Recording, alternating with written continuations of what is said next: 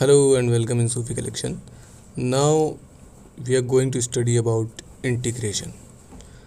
Integration जो है वो डिफरेंशिएशन का जो है वो अपोजिट होता है. जैसे हम लोगों ने डिफरेंशिएशन पढ़ा था अवकलन हिंदी मीडियम के लिए.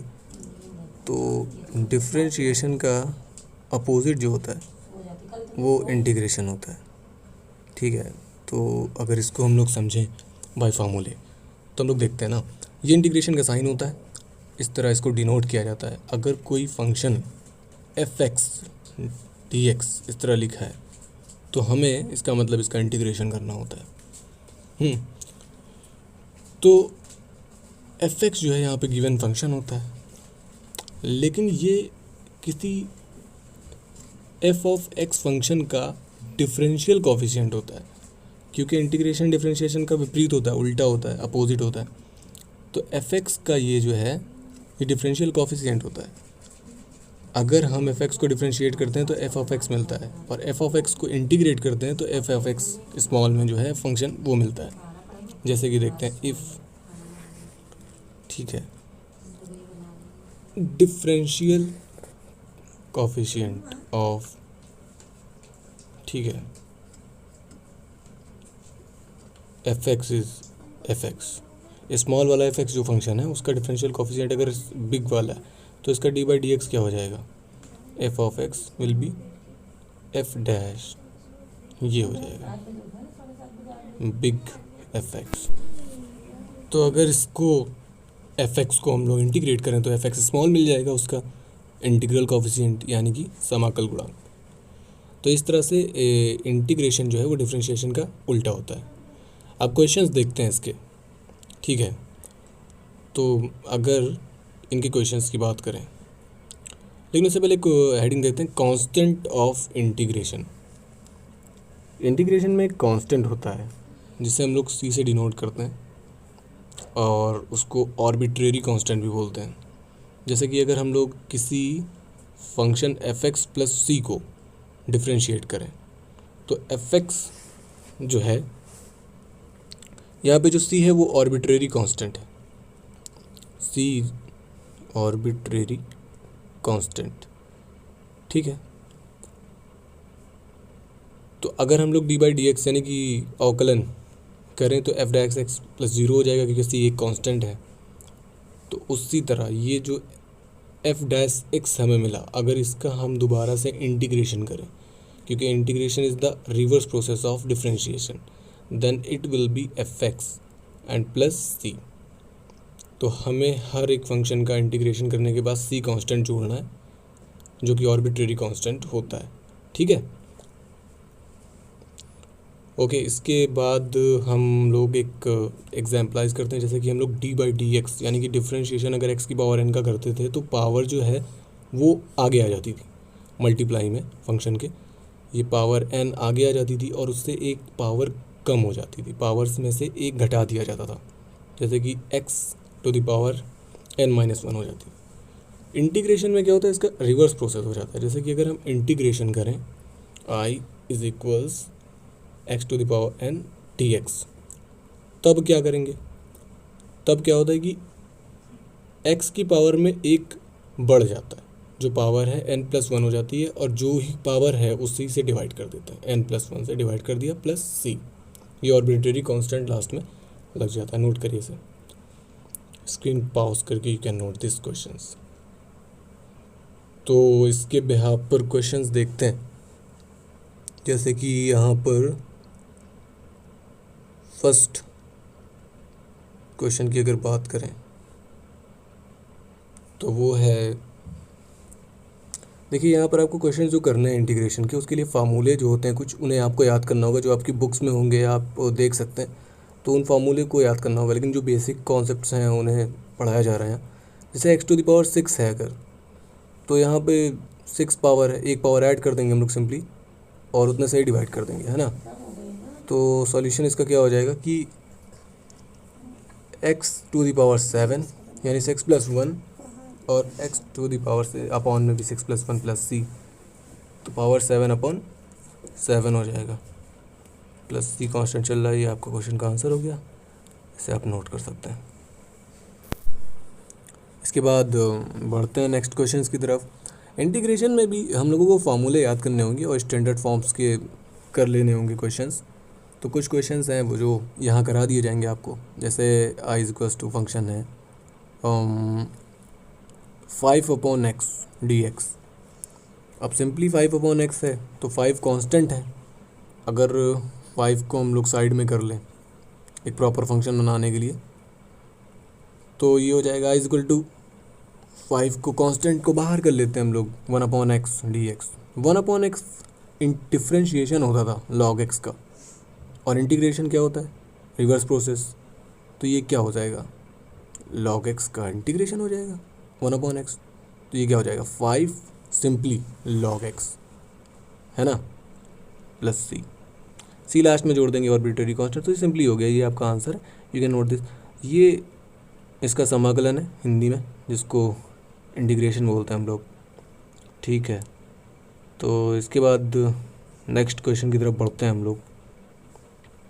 देखिए इंटीग्रेशन में आपको एक स्टैंडर्ड फॉर्म में क्वेश्चन को लाना होता है, फिर हम उसका स्टैंडर्ड फॉर्म में फार्मूला वाइज इंटीग्रेशन कर देते हैं। तो कहीं ना कहीं क्वेश्चन से ज़्यादा हमें उसकी सॉल्यूशन, यानी कि बेसिक मैथमेटिक्स का एप्लीकेशन यूज़ करके उसे रिड्यूस करके उन फंक्शन के फॉर्म में लाना होता है जिसका इंटीग्रेशन आसानी से किया जा सके। जैसे यहाँ है sin x plus cos x upon 1 plus sin 2x दिया है, 1 प्लस sin 2x दिया गया है।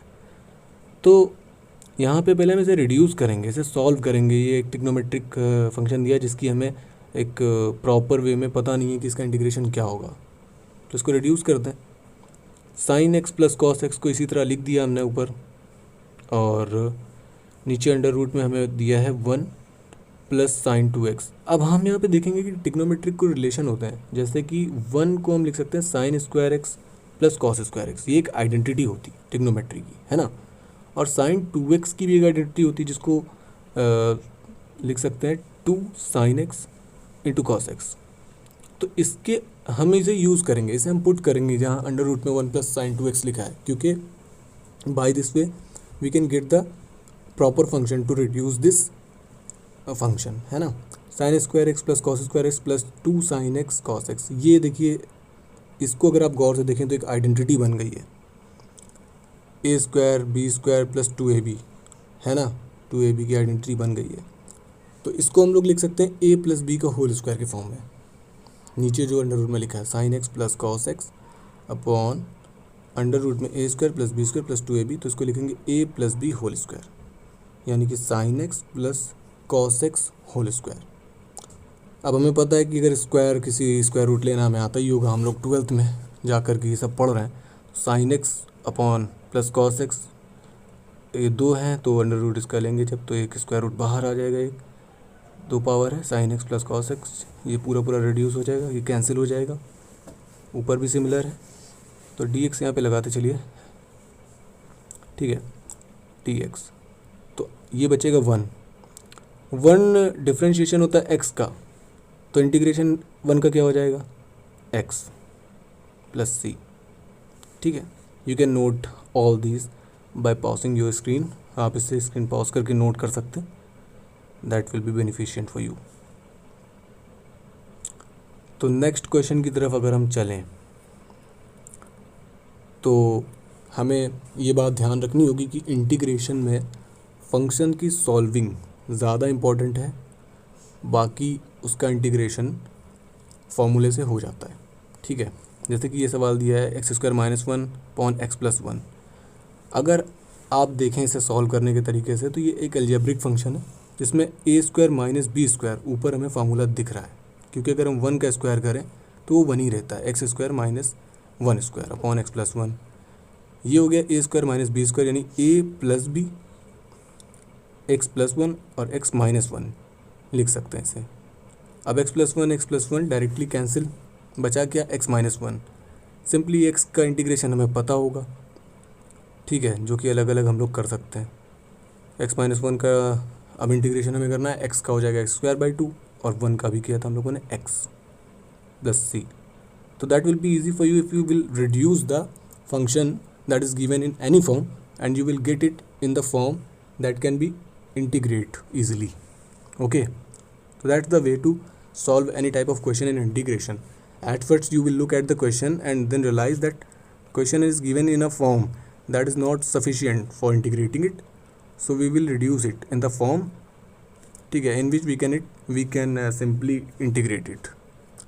तो अब जैसे यहाँ पे नेक्स्ट क्वेश्चन की तरफ अगर हम जाएं, तो here is a question sign square x minus cos square x upon sine x into cos x d x. Sign square x है सॉरी वहाँ पे. तो इसमें हम लोग क्या करेंगे कि अलग अलग डिवाइड कर सकते हैं. देख रहे होगे आप नीचे एक प्रोडक्ट हमें गिवन है साइन स्क्वायर एक्स को अगर हम sign square x upon cos square x से डिवाइड करें और माइनस कॉस स्क्वायर एक्स को अब डिवाइड करें साइन स्क्वायर एक्स और कॉस स्क्वायर एक्स सिमिलर से, तो क्या हो जाएगा sign square x into cos square x d X. ठीक है, तो ये इससे कैंसिल हो जाएगा, ये इससे कॉस से कॉस कैंसिल हो जाएगा. अब 1 अपॉन कॉस स्क्वायर एक्स हो जाएगा सेक स्क्वायर एक्स. ठीक है, और 1 अपॉन साइन हो जाता है cos square x d x. Sec square x का हमें सिंपली फार्मूला पता है, tan x होता है इंटीग्रेशन. ठीक है, और कॉसेक स्क्वायर का हमारे पास जो इंटीग्रेशन होता है वो होता है कॉट एक्स, वो भी माइनस कॉट एक्स. तो जब हम लोग माइनस का ब्रैकेट ओपन करेंगे तो that will be plus tan x plus cot X plus C. Is it simple for you और नॉट? You can easily note these questions. These are some basic questions of integration for you. तो ये है, इसे reduce करना बहुत important है, उसके बाद जाकर के आप क्वेश्चंस को सॉल्व कर सकते हैं, क्योंकि एक स्टैंडर्ड फॉर्म मिल जाएगी फंक्शन की जिसका फॉर्मूला आपके पास होता है. ठीक है, नेक्स्ट क्वेश्चन की तरफ चलते हैं. जो नेक्स्ट क्वेश्चन है वो है 1 अपॉन 1 प्लस साइन एक्स. अब ये भी एक ट्रिग्नोमेट्रिक फंक्शन है देखिए, लेकिन 1 अपॉन 1 प्लस साइन एक्स या ऊपर इस तरह कुछ अगर हमें फंक्शन मिलता था तो आपको जनरली याद होगा हम लोग उसका रेशनलाइजेशन करते थे. रेशनलाइजेशन का मतलब होता है कॉन्जुगेशन भी बोलते हैं उसको, कि साइन बदल कर ऊपर और नीचे मल्टीप्लाई किया जाता है उसी फंक्शन से. ठीक है, तो 1 minus sine x upon 1 minus sine x कर देंगे हम लोग. तो जब इसका मल्टीप्लाई होगा तो ये ए प्लस बी ए माइनस बी, ऊपर तो 1 माइनस साइन एक्स हो जाएगा, लेकिन ये 1 माइनस ए स्क्वायर माइनस बी स्क्वायर के फार्मूले के फॉर्म में हमें दिख रहा है. तो ऊपर हो गया 1 माइनस साइन एक्स, नीचे बचा ए स्क्वायर माइनस बी स्क्वायर, यानी 1 का स्क्वायर 1 और साइन का स्क्वायर साइन एक्स का स्क्वायर हो जाता है साइन स्क्वायर एक्स. अब एक आइडेंटिटी होती है 1 minus sine square x is equal to cos square x. तो ये हो जाएगा 1 minus sine x upon 1 minus sine square x cos square x. अब ये आइडेंटिटीज़ वगैरह आपको बेसिकली याद रखनी होंगी, क्योंकि ये इंटीग्रेशन का नहीं ट्रिग्नोमेट्री का काम है. अब फिर से इसको सिंपली अलग अलग डिवाइड कर दें.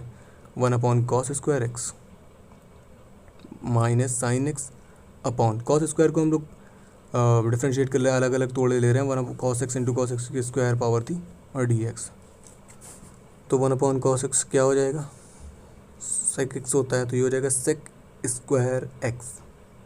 ठीक है, 1 upon cos square x minus sine upon cos tan x into sec x. ठीक है, डी एक्स.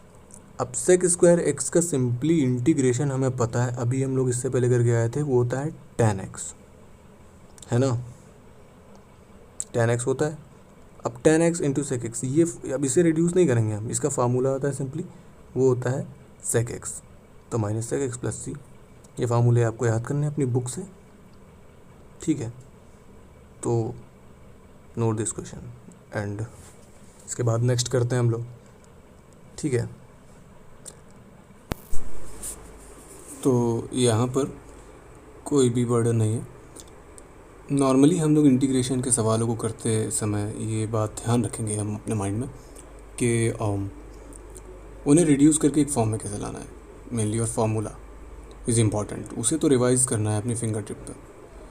अब ये जो क्वेश्चन है, जैसे 3x स्क्वायर प्लस 3 ब्रैकेट में square plus x upon 5x cube minus 1. अब नीचे अगर ध्यान से देखिए तो x क्यूब माइनस 1 एक फार्मूला है, एक फार्मूला होता है एल्जेब्रिक में a cube minus b cube का. ठीक है, यहाँ पर उसे यदि अप्लाई करें 3/5 कांस्टेंट ऐसे साइड में रख सकते हैं.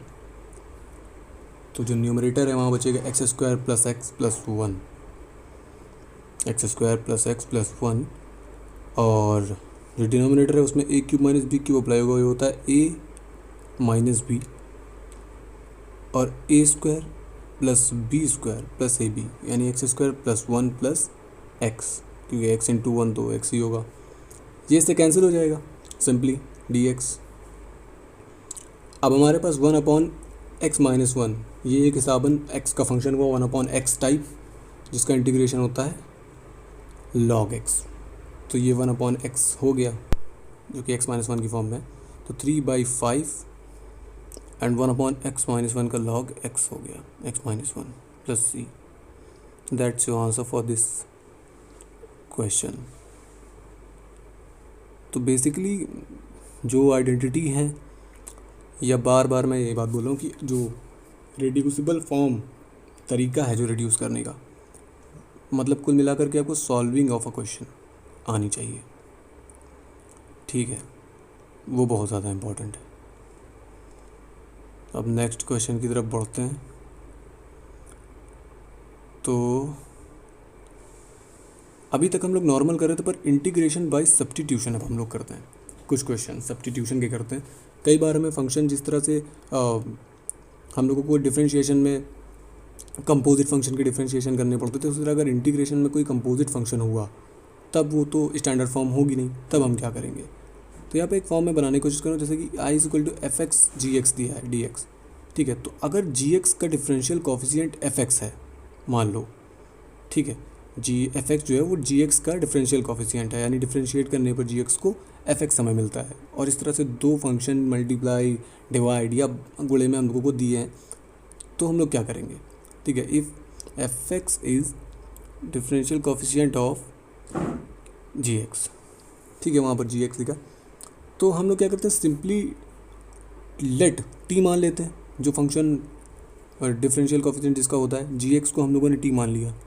अगर इसको डिफरेंशिएट करें हम लोग, जैसे हम लोगों ने टी माना है जिस फंक्शन को, तो वो हो जाएगा d T upon D x will equals to g dash x.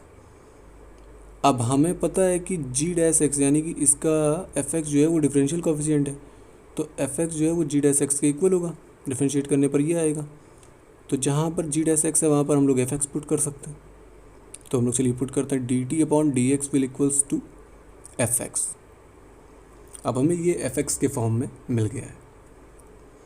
अच्छा, यहाँ से एक्स की वैल्यू हम लोग डी एक्स की वैल्यू निकाल लेते हैं, क्योंकि अब फंक्शन टी के फॉर्म में आ गया है, तो हम लोग उसे इंटीग्रेट भी टी के डिपेंडेंट वेरिएबल पे करेंगे, ठीक है। तो d x will equals to d T upon f x हो जाएगा, जिसे हम रिप्लेस कर देंगे जो हमारा इंटीग्रेशन फंक्शन दिया था यहाँ से, ठीक है।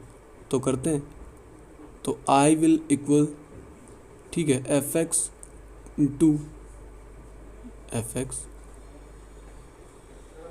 एक्स इंटू टी और D T upon D X, यानी कि एफ एक्स से एफ एक्स कैंसिल हो जाएगा, यहाँ बचेगा टी डी टी।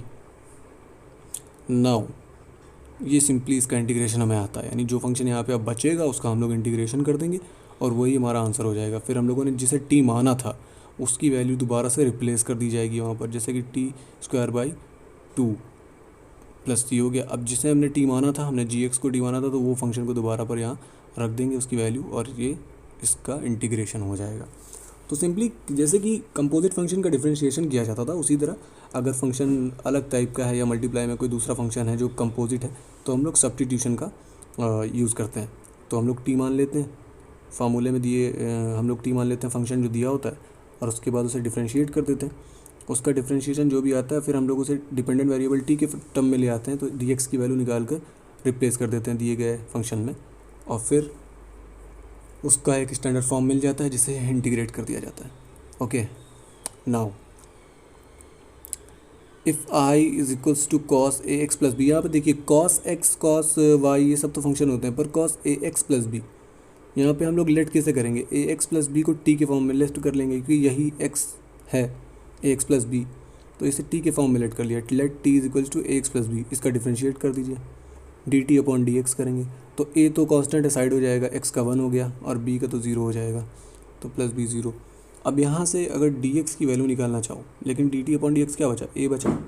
अब dx की वैल्यू अगर यहाँ से निकालना चाहो तो क्या आ जाएगी, dx की वैल्यू आ जाएगी dt अपॉन a। ठीक है, इसे रिप्लेस कर दिया जाए, जो गिवन फंक्शन है, गिवन है हमें इंटीग्रेट करने के लिए, तो cos t हो जाएगा क्योंकि एक्स प्लस बी को हम लोग t मान चुके, और dt अपॉन a। a यहाँ पर कांस्टेंट है, cos t का होता है sin t upon a, 1 upon a plus C. अब हमने जिसे t माना था लास्टली उसे हम वापस रख देंगे, साइन t माना था x प्लस बी को तो प्लस सी, ये आंसर हो गया आपका। लास्ट में जिसे हमने t माना है उसे रिप्लेस कर दिया जाएगा उसकी वैल्यू से जिसे t माना गया था। ओके, तो ये बहुत टफ नहीं है, अभी ये बेसिक क्वेश्चंस हैं, इसके बाद अच्छे क्वेश्चंस भी करा दिए जाएंगे, पर ये क्वेश्चंस हैं जिनसे ये अंदाज़ा होगा कि किस तरह से इंटीग्रेशन बाय सब्स्टिट्यूशन किया जाता है। इंटीग्रेशन के कई पार्ट्स भी होते हैं, integration continue, integration by parts, तो इंटीग्रेशन के एप्लीकेशंस भी अभी होने, तो बहुत कुछ है। नेक्स्ट क्वेश्चन क्या है कि x³ upon x² plus 1dx। अब इस क्वेश्चन को देखिएगा, इसमें क्या करें कि x² प्लस 1 गिवन है, लेकिन इसका हमें डिफरेंशियल कोएफिशिएंट दिख नहीं रहा कहीं, फिर भी हम लोग t किसे मानेंगे, x² प्लस 1 को। अब यहाँ से हमने t माना है, तो जिसे t मानते हैं उससे डिफरेंशिएट करते हैं सिंपली, तो इसका जो है डिफरेंशिएशन क्या हो जाएगा, dt upon dx, dt upon dx will B 2x, क्योंकि 1 का तो 0 होना है, 1 कांस्टेंट है, कांस्टेंट का डिफरेंशिएशन 0 होता है, तो 2x हो गया, dx की वैल्यू आ गई dt अपॉन 2x। ये वैल्यू हम लोग पुट करेंगे कि दिए गए फंक्शन में, तो हम लोगों को मिल जाएगा x³ अपॉन t और dt अपॉन 2x। अब x से एक पावर तो इसकी कैंसिल हो जाएगी, लेकिन x² बचेगा। ठीक है, अब यहाँ पे हम लोग देखो मैथमेटिकल लॉजिक का यूज़ करते हैं, हर बार एक फंडामेंटल फार्मूला नहीं होता मैथ को सॉल्व करने के लिए, हमें लॉजिक यूज़ करना होता है कि यहाँ पर x² plus 1 equals to t दिए हैं, तो यहाँ से अगर x² की वैल्यू निकाली जाए तो आएगी t माइनस 1। x² प्लस 1 को हमने t लेट किया था, तो अगर x² की वैल्यू निकालें तो t माइनस 1 हो जाएगी, जिसे हम यहाँ इस फंक्शन में रिप्लेस करेंगे, because mathematics is nothing, it is just a logical poetry of ideas, and if you are going to use formula every time, then you will be wrong। हर बार हम formula use नहीं कर सकते।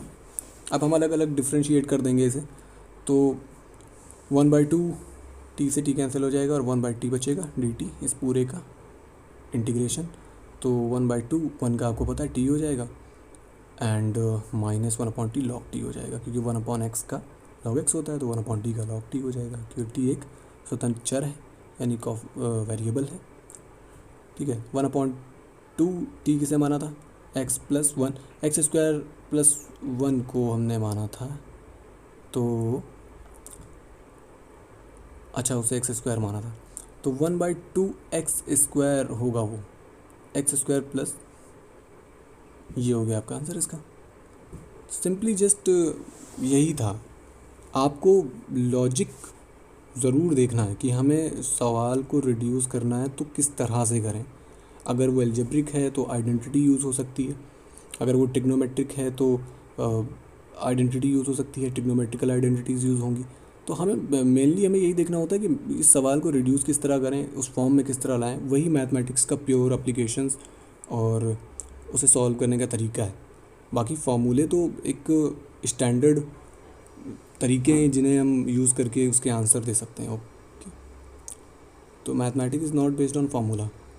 यहाँ पर देखिए x² sign x² है, तो ये हमें अलग से दिख रहा है क्योंकि साइन x मतलब एंगल में क्यूब है, तो x की पावर 3 जो है उसे हम क्या मान सकते हैं, t, let t will be equal to x to the power 3, तो dt upon dx will be 3x²। अब यहाँ से x की वैल्यू निकाली, dx will be dt upon 3x²। अब x² का कोफिशिएंट हमें दिख रहा है, यानी कि x³ इसका क्या था, डिफरेंशियल कोफिशिएंट था, पुट करते हैं, x² साइन t हो जाएगा क्योंकि x³ को क्या मान चुके हो, t, रिप्लेस कर दिया dt upon 3x² sorry x² से x² कैंसिल, 1/2 जो है 3 है वो साइन t dx, 1/3 साइड कर लेते हैं क्योंकि वो कांस्टेंट है। अब 1/3 cos t minus cos t plus c, minus cos t इसलिए क्योंकि जो डिफ्रेंशिएशन होता है साइन एक्स का वो कॉस एक्स होता है, पर इंटीग्रेशन रिवर्स प्रोसेस होता है डिफ्रेंशिएशन का, तो cos x minus sine x होता है डिफ्रेंशिएशन में, इसलिए यहाँ पर sine x minus cos x होगा। चलिए अभी के लिए यहाँ ख़त्म करते हैं, इसका पार्ट 2 जो है वो हम लोग करेंगे। तो यहाँ तक के क्वेश्चन करा दिए गए अच्छे खासे, आपका बेसिक फंडामेंटल जो इंटीग्रेशन का है वो सही हो गया। पार्ट 2 में हम लोग और क्वेश्चन करेंगे और आगे करेंगे। Thank you so much for watching, subscribe the channel and please share. जय हिंद।